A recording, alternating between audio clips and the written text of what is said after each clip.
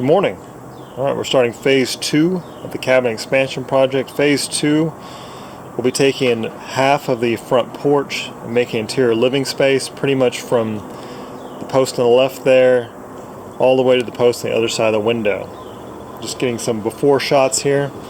Swing around here and just take a look. And pretty much we'll just bring that window out here to the front. It's about 8 feet. So the whole dimension of the expansion will be about 8 feet by 12 feet. First order of business will be removing this polycarbonate roofing up top, and I'll put some plywood roof decking on top of that, and we'll eventually put metal roof on top of that. Alright, so the polycarbonate roofing is off. Take a look up here.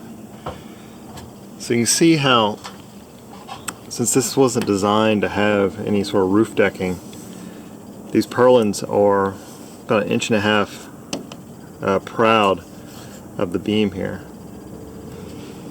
So what I'm going to have to do is I'm going to have to inlay sections of plywood like this, just to make this nice even plane so it ties in with the rest of the roof. Let's take a look over there. So you can see where I want this to meet here, and I can put the paper over here and then join up with my my flashing, or drip edge rather, sorry. It's a drip edge gutter combination actually.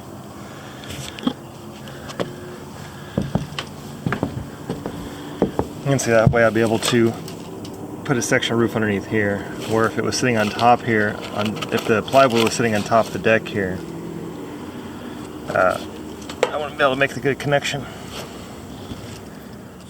To create a nice level plane, I fastened 2x4s 3/4 of an inch below the top of the purlin to support sections of plywood decking.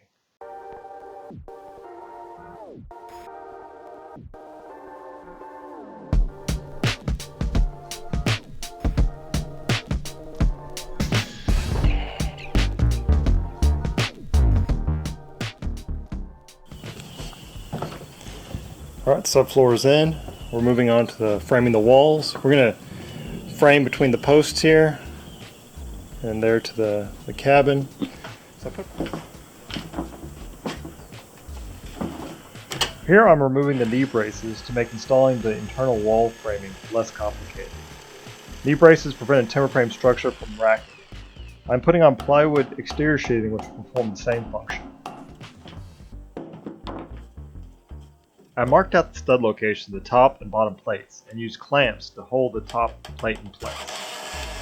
The wall framing is non-structural, so I'm just using 2x4s. I did put the studs on 16-inch centers because I can only find that size insulation bat at my local home improvement store. And I'm planning to do a lath and plaster finish on the interior, where a 16-inch spacing is preferable to 24 inches. I'm toenailing the studs into the plates and temporarily attaching a piece of 2x4 to the plates to prevent the stud from moving while I'm attaching it.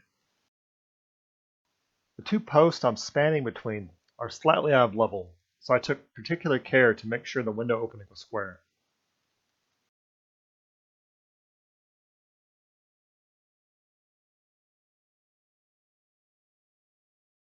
Alright, here we are back at it again. You can see it's all framed in. I've got my ceiling joists installed. There's my chimney insert. So before I can insulate between these ceiling joists, I need to install electrical because I will have a light runs from up here to right over here. So I'm going to do all my electrical rough-in and then start doing installation again. To power the extension, I will be tapping off of the line running to the outdoor outlet here. You can see I've drilled a hole through the sill plate to bring the supply wire in. To supply power to the opposite wall, I ran the wire over the top of the ceiling joist, which is a little wasteful but preferable to stapling to the underside of the floor.